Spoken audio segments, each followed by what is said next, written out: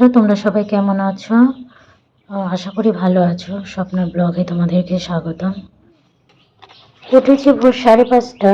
ঘরটা ঝাড় দিয়েই চলে গেছে বাইরে বাসি কাজ করতে।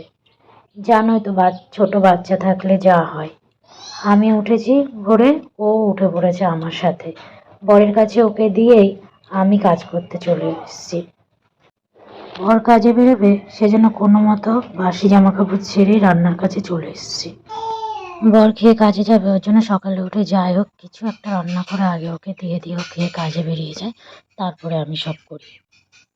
বড় ছেলে ছোট থেকে 6টা থেকে পড়া থাকে, তাই ও ঘুম থেকে উঠে ব্রাশ করে আগে পড়তে চলে যায়। এদিকে আকাশটা সকাল থেকেই মেঘলা মেঘলা রয়েছে। ও কাজে বেরিয়ে যাওয়ার আগেই যতটা পারি ততটা কাজ করে নিতে, যে ও থাকতে থাকতে পুচকুটাকে ও ধরে, আমি তো অত তাড়াতাড়ি যদি কিছু একটা যতটুকু কাজ পারি আগিয়ে রাখতে পারি, সেই জন্য।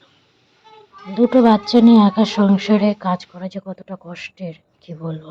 সব দিকটা একা একাই তাল দিতে হয়। বড়টার পরীক্ষা, ওর টাইম মতো রান্না করে দেওয়া, বরকে কাজে পাঠানো, বাচ্চা সামলানো, সব কিছুই নিজের উপর। একটু করে কাজ করি আর একটু করে বাচ্চা ধরি, মানে ছেলেটাকে ধরি, আবার কাজ করি, আবার ছেলেটাকে ধরি, তার মধ্যে ও কান্নাকাটি করে আবার নিয়ে বসে থাকি। এইভাবে সারাটা দিন আমার চলতে হয়। ঘড়ির কাঁটার সাথে সাথে আমিও ঘুরতে থাকি। উঠি ভোর 5:30 আর রাতে শুতে যাই সেই 11টা। এর মধ্যে বসার আবার নিজের একটু রেস্ট নেওয়ার কোনো টাইম থাকে না। সব সময় একটা না একটা করতেই থাকতে হয়। ওকে বারান্দার মধ্যে বসিয়ে দিয়ে আমি কাজ করছি আর ওর সাথে করছি। ও যেহেতু একটু একটু কথা শিখেছে, তাই দাদা দাদা বলতে খুব ভালোবাসে। বেশিরভাগ দাদা বলেই ডাকে।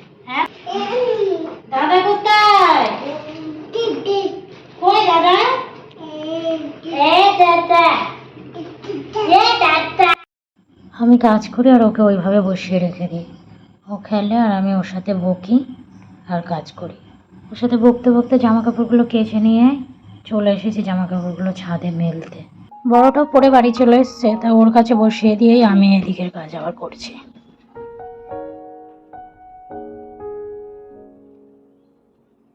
পরিবেশটা এত সুন্দর, তার সাথে স্নিগ্ধ বাতাস বইছে, এত যে সুন্দর লাগছে তা তোমাদের আমি বলে হয়তো বোঝাতে পারবো না।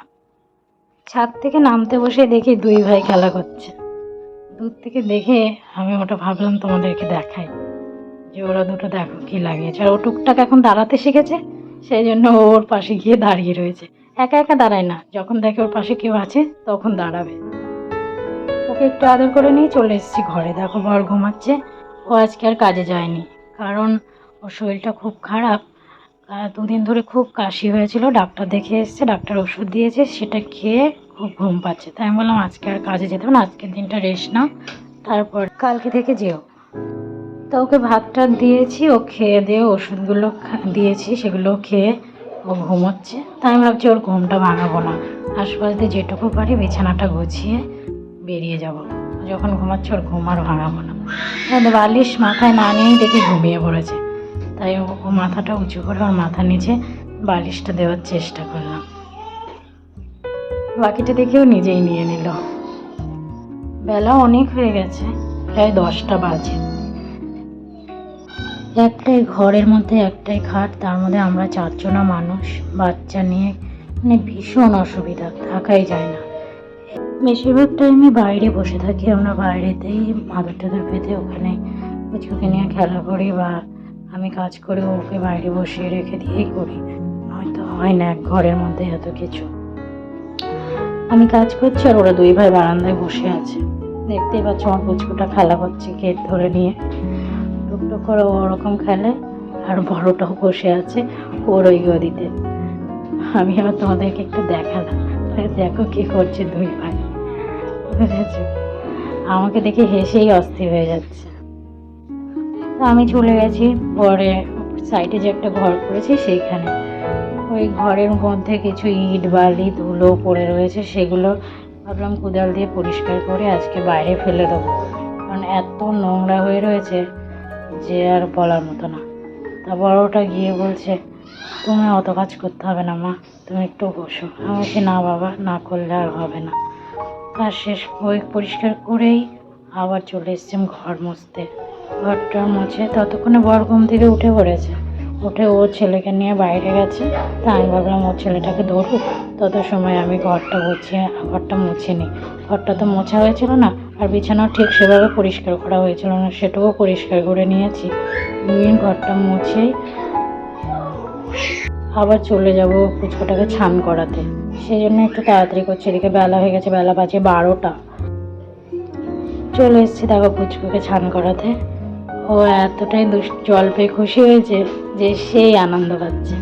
আমি ওই জন্যই অনেক বেশ ওর খুশির সঙ্গে তাল মিলিয়ে ওকে স্নান করাচ্ছি।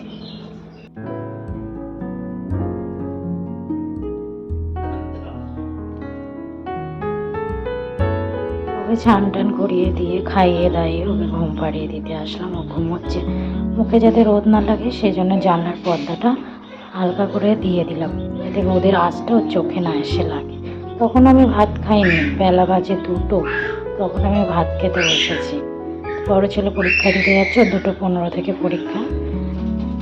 ও পরীক্ষা দিতে চলে গেল, আমি বাসন টাসন ধুয়ে আবার চলে এসেছি, সেলাই মেশিনে বসে পড়েছি।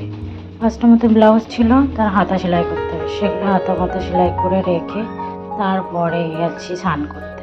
স্নান করতে করতে বেলা বেজে গেছে 3:30। তারপর দেখো স্নান করে এসে তোমাদেরকে দেখালাম। চলে এসেছি বিকেল 5টা। এর মধ্যে আর ব্লগ করা হয়নি, দেখতেই পাচ্ছ আমার ছাদের উপরে একটা ডালিম গাছ লাগিয়েছি, সে গাছে এত শুঁয়োপোকা লেগেছে তার বলার মতো না। তাই আমি ভাবছি তোমাদেরকে দেখাই যে আমার গাছে কীভাবে শুঁয়োপোকা লেগেছে। কী করলে যে এগুলো ঠিক হবে, ভাবলাম ছাদে যখন এলামই তাহলে গাছটাকে একটু খাবার দিয়ে দিই। এদিকে দেখো প্রায় সন্ধে হয়ে এসছে, আকাশে চাঁদ উঠেছে, কি সুন্দর লাগছে। দেখো পরিবেশটা, গ্রামে থাকার এই একটা মজা, মানে সুন্দর পরিবেশ উপভোগ করা যায়। এক এক সময় পরিবেশ এক এক রঙে ধরা দেয়। বরকে বললাম আর একটা তার টাঙিয়ে দাও তো, একটা তারে জামা কাপড় আটে না, সেই জন্য ও চেষ্টা করছে সেই তার টাঙানো। যাই হোক, ব্লগটা আর বড় করছি না, এখানে শেষ করছি। দেখা হচ্ছে পরের ব্লগে। ভালো লাগলে প্লিজ চ্যানেলটি লাইক ও সাবস্ক্রাইব করে পাশে থেকো। কমেন্ট করে জানিও কেমন হয়েছে।